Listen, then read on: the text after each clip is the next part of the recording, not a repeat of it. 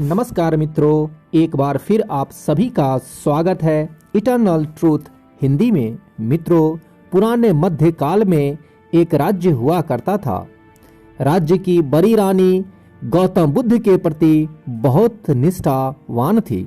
उस राज्य के महाराज देवराज, जिनकी दो रानियां थी, पहली सुरुचि और दूसरी सुनिधि। मित्रों, इससे पहले कि आप इस कथा में खो जाएं, इस चैनल को सब्सक्राइब अवश्य कर लें, क्योंकि मुझे उम्मीद है कि आप इस कथा को सुनेंगे तो इस चैनल को सब्सक्राइब करना आप अवश्य ही भूल जाएंगे, क्योंकि ये कथा बहुत ही रोचक होने जा रही है। और ये कथा अगर पूरी सुनेंगे तो आपकी आंखों से आंसू भी टपक सकती है।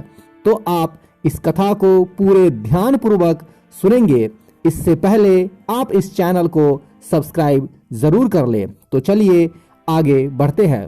मित्रों, उस राज्य के राजा देवराज की पहली पत्नी, जिसका नाम सुरुचि था, जिसका स्वभाव किसी साध्वी की तरह था, वो गौतम बुद्ध को अपना आराध्य मानती थी और उनके बताए मार्ग पर चलने की कोशिश करती थी। उनके साथ उनका बेटा वीर भी खेलता रहता था। अर्थात राजा की जो बड़ी रानी थी, उसे एक संतान था जिसका नाम वीर था, और वे अपने माता के साथ अधिकतर खेला करता था। लेकिन मित्रों, उस राज्य के राजा देवराज का पूरा ध्यान अपनी दूसरी पत्नी सुनिधि के ऊपर ही रहा करता था।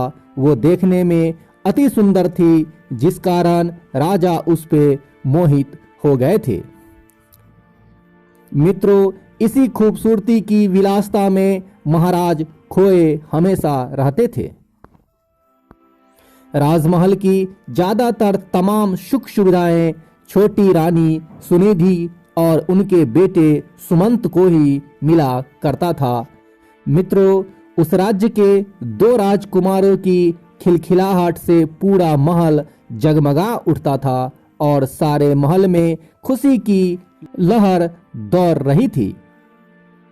उस राज्य के लोगों को भी पता चल चुका था कि उन्हें होने वाला राजकुमार मिल चुका है। राज्य के लोग अक्सर सोचा करते कि भविष्य में राजगद्दी पर कौन बैठेगा, तो इस पर ज्यादातर लोगों का मत था कि सुरुचि के पुत्र वीर के ऊपर ही सबों का विश्वास था और भविष्य में राजा वही होगा। ये सब लोग उम्मीद करते थे, क्योंकि धर्म और नीति के अनुसार बड़े पुत्र को ही राज्य गद्दी मिला करता था। लेकिन मित्रों, समय की लकीरों को कुछ और ही मंजूर था।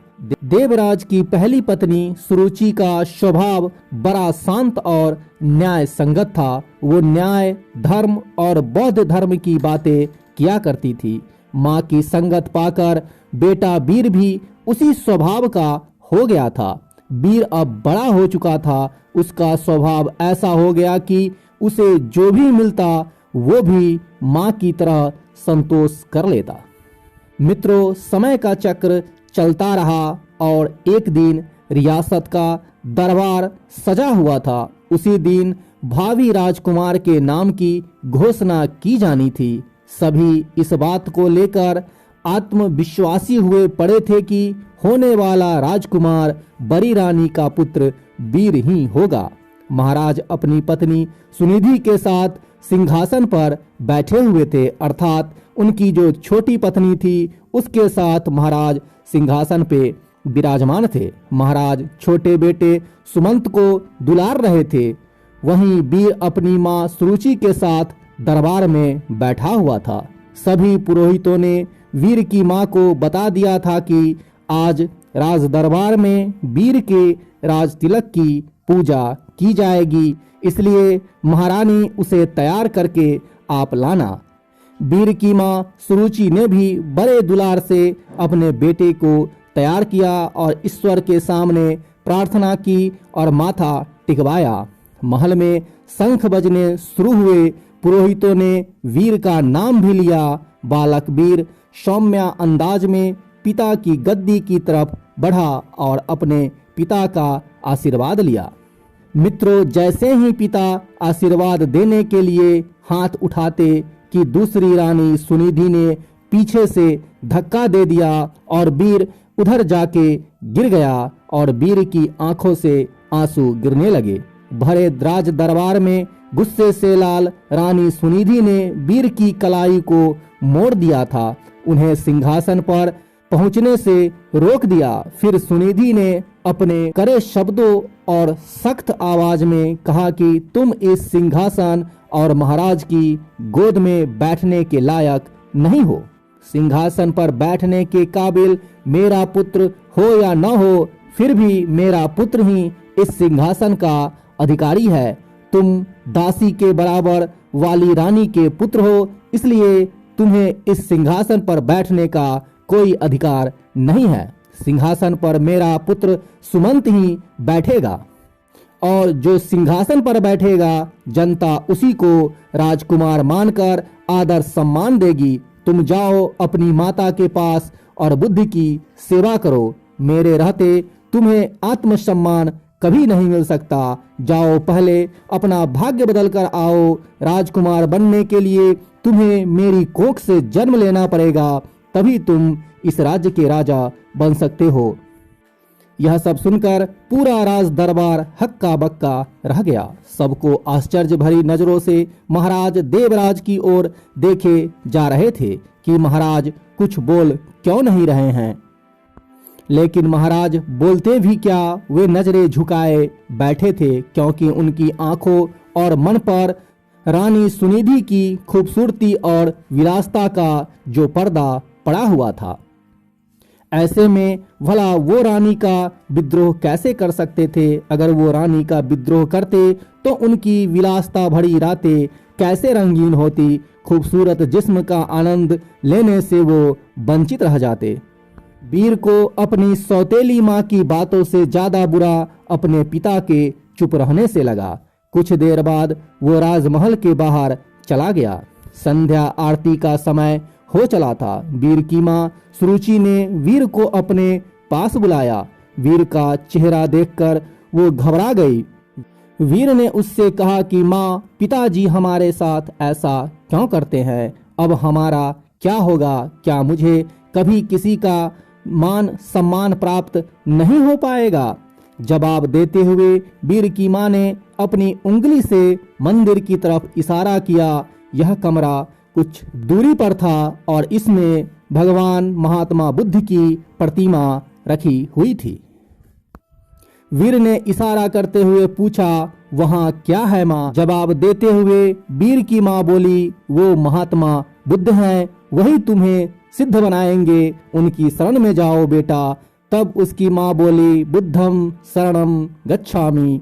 ये पंक्ति सुनते ही वीर ने बहुत अच्छा महसूस किया। सुरुचि बोली, बेटे, तुम्हारे लिए इस सिंहासन से भी कहीं बड़ा और आगे का सिंहासन बना हुआ है, इसलिए इस सिंहासन लालसा व मोह त्याग कर उस बड़े सिंहासन को प्राप्त करो। जब तुम उस सिंहासन पर बैठोगे तो संसार तुम्हें नमन करेगी, लेकिन उसे पाना इतना आसान नहीं है। जीवन के उस सिंहासन पर तुम्हें महात्मा बुद्ध की शिक्षाएं ही लेकर जाएगी। लेकिन वीर को अब भी ये समझ नहीं आ रहा था कि माँ आखिर किस तरह के सिंहासन की बात कर रही है, जो राज सिंहासन से भी बड़ा है। उस बालक वीर के कानों में तो सिर्फ एक ही शब्द गूंज रही थी, अपनी सौतेली माँ के ताने, क्योंकि उसकी सौतेली माँ उसे अभागा कह के पुकार रही थी।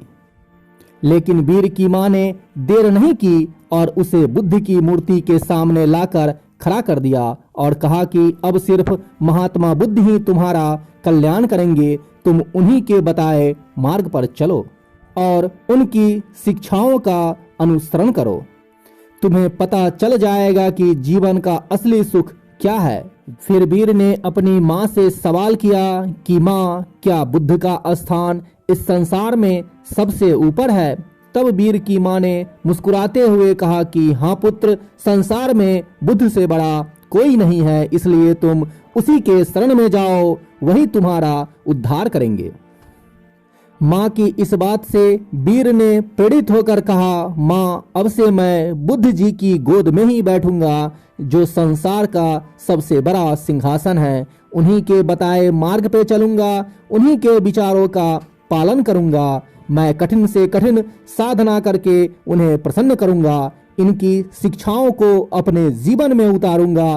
वीर ने बड़े दृढ़ निश्चय से कहा कि देख लेना माँ, एक दिन बुद्ध मुझे अपनी गोद में अवश्य बैठाएंगे। रानी सुरुचि अपने बेटे की इस मासूम बातों को सुनकर हैरान थी। माँ ने वीर को गोद में उठाया और कहा कि पूरे मन से बुद्ध की बातों का अनुसरण करना। तब वीर भी गोद से उतरकर जवाब दिया कि आज से मेरे आराध्य भगवान बुद्ध हैं। कुछ ही दिनों में वीर बुद्ध की रोजाना नियमबद्ध उपासना करता हुआ ध्यान मग्न होने लगा। वीर अब राजमहल छोड़ने का फैसला कर लिया। जो लड़का कल तक अपनी माँ के पल्लू से बंधा हुआ था, घूमता रहता था, वो आज महल छोड़कर जंगल जाने का फैसला ले रहा है।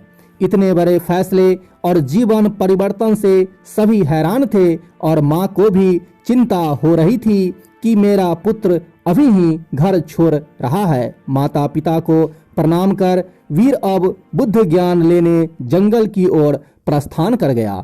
महाराज देवराज को भी अपनी गलती का एहसास होने लगा, लेकिन अब भी वो कुछ न कर पाए। वीर बुद्धम शरणम गच्छामि शब्दों का निरंतर जाप करता हुआ अपने पथ पर निकल पड़ा। कोसों दूर पहुंचने के बाद वीर की मुलाकात एक बौद्ध भिक्षुक से हुई। वो एक कुटिया में रहा करते थे। वहां उनके कुछ शिष्य भी थे। वीर ने बौद्ध भिक्षुक से ज्ञान मांगा और कहा कि उन्हें बुद्ध से मिलना है।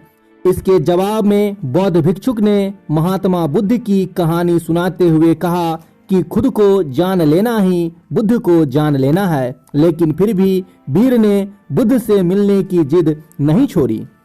तब बौद्ध भिक्षुक ने कहा, तुम अभी आराम करो, मैं कल सुबह तुमसे बात करूंगा। पूरी रात गुजर गई और वीर बुद्ध शरणम गच्छामि का जाप करता रहा। सुबह हुई तो वीर ने बौद्ध भिक्षुक से फिर सवाल किया कि भगवान बुद्ध कहाँ है, मुझे उनसे मिलना है। फिर भिक्षुक ने जवाब में कहा कि अभी मेरी एक अंगूठी खो गई है, उसमें मेरी जान बसती थी, उसे खोज दो, फिर तुम्हें भगवान बुद्ध से मैं मिलवा दूंगा। वीर पूरे मन से उस अंगूठी को खोजने में लग गया। सुबह से रात हो गई, लेकिन अंगूठी नहीं मिली। फिर वो बौद्ध भिक्षु ने वीर को दीपक लेने के लिए कुटिया के अंदर भेजा और कहा कि उस कुटिया से दीपक को लेकर आ जाओ। वीर जैसे ही कुटिया के अंदर पहुंचा तो देखा कि अंगूठी तो अंदर ही संभाल कर रखी हुई है उस दीपक के पास। यह सब देखकर वीर को बहुत गुस्सा आया और उसने बौद्ध भिक्षुक से कहा कि जब आपने अंगूठी को अंदर ही संभाल कर रखा हुआ था तो आपने मुझसे बाहर क्यों तलाश करवाया। इसका जवाब देते हुए बौद्ध भिक्षुक बोले कि ठीक इसी तरह बुद्ध भगवान भी तुम्हारे अंदर विराजमान है, फिर भी तुम उन्हें बाहर क्यों खोज रहे हो। खुद को मोह, सम्मान, लालच, बुराई, अपमान, क्रोध, क्रूरता, ईर्ष्या जैसे भावनाओं से मुक्त कर दो। किसी की बातों का बुरा मानना, क्रोध करना और किसी भी प्रकार लालसा मन में न लाना, बस इतना ही करना। फिर देखना बुद्ध तुम्हारे अंदर ही मिल जाएंगे। इसके बाद वो बौद्ध भिक्षुक ने वीर को भगवान बुद्ध की वो कथा सुनाई, जिससे भगवान बुद्ध एक साधारण इंसान से महात्मा बुद्ध कैसे बन गए, महापुरुष कैसे बन गए। तब उस बालक पे इस कथा का बहुत बड़ा प्रभाव हुआ और वो इससे बहुत प्रेरित हुआ। वीर ने अब गहरे ध्यान में डूबकर बुद्ध की उपासना करना आरंभ कर दिया। जैसे जैसे वीर का ध्यान गहरा होता गया, उसी तरह वीर को आत्मज्ञान की प्राप्ति होने लगी। एक वक्त ऐसा आया कि वीर की सारी चाहतें मर गई। वीर के मन से सभी लालसाएं खत्म हो गई। वीर को अद्भुत आनंद का एहसास होने लगा। लंबे वक्त तक नियमबद्ध तरीके से ध्यान करते रहने से उन्हें आत्मज्ञान की प्राप्ति हुई थी। अब वीर के मुख का अद्भुत तेज देखा जा सकता था। वीर के मुख पे अद्भुत तेज देख के सभी लोग उन्हें महान संत के नाम से पुकारने लगे और उन्हें महान संत कहने लगे। यह बात कुछ समय बाद मध्य राज्य तक पहुंच गई कि पर्वत की शिखा में कोई बड़े प्रतापी तेजस्वी बौद्ध भिक्षुक ध्यान में मग्न रहते हैं। इस पर राजमहल की तरफ से उन्हें बुलावा भेजा गया। राज्य की हालत उस समय ठीक नहीं चल रही थी, क्योंकि महाराज का दूसरा बेटा विलासिता में बर्बाद हो चुका था। सुनिधि का हुस्न व खूबसूरती भी खत्म हो चुकी थी। वहीं दूसरी ओर वीर की समृद्धि दूर दूर तक फैलती जा रही थी। एक दिन था जब वीर को सिंहासन पर बैठने के लायक नहीं समझा गया था, और एक दिन अब आया जब बौद्ध भिक्षु के रूप में वीर ने राजमहल में कदम रखा। प्रजा की आंखों में आंसू भी भरे थे और सम्मान भी। महाराज और सुनिधि हाथ जोड़कर अपने कर्मों से पछता रहे थे और आंसू बहा रहे थे। इस प्रकार राजा और उनकी छोटी पत्नी को बहुत दुख हुआ और ये सोचने लगे कि मैंने कितना बड़ा अन्याय किया था। वीर की माँ के कानों में भी बच्चे वीर की बातें साफ साफ गुज रही थी। बौद्ध भिक्षु रूपी वीर ने सबसे पहले महात्मा बुद्ध की प्रतिमा को प्रणाम किया और कहा कि दूसरों की सेवा से बड़ी कोई विलासता नहीं है। फिर वीर ने कहा कि कोई भी सिंहासन माँ की कोख से नहीं बल्कि काबिलियत से तय होती है। वीर ने राज सिंहासन का त्याग कर दिया और त्याग करने के लिए मंदिर रूपी कमरे की ओर चलने लगे। जब वीर चलता था तब वहां के लोग देख के यह महसूस कर पा रहे थे कि जैसे कोई शांत मूर्ति चली आ रही हो। बुद्ध की शरण में जाकर एक साधारण सा बालक वीर सिद्ध पुरुष बनकर लौटा था। मित्रों, दक्षिण भारत में आज भी यह कहा जाता है कि वीर को बुद्ध मंदिर की ओर जाते तो सभी ने देखा था, पर वापस आते कोई नहीं देखा। जब मंदिर के भीतर सब लोग गए तो वहां पे सिर्फ और सिर्फ बौद्ध भिक्षुक के वस्त्र ही मिले थे और वीर उस मंदिर में वीर नहीं मिले थे। उस मंदिर से ही अंतर ध्यान हो गए थे और केवल वीर का जो वस्त्र था, भिक्षुक वस्त्र, वही वहां पे पड़ा हुआ मिला था। तो मित्रों, कैसी लगी हमारी आज की कथा? अगर अच्छी लगे तो कमेंट में मुझे अवश्य बताना और इसे लाइक करना नहीं भूलना, क्योंकि मित्रों आपका एक लाइक हमारे मोटिवेशन को और भी मजबूत बनाता है। तो मित्रों, मिलते हैं अगली वीडियो में एक अगले कथा के साथ। तब तक भगवान बुद्ध आपका भला करे।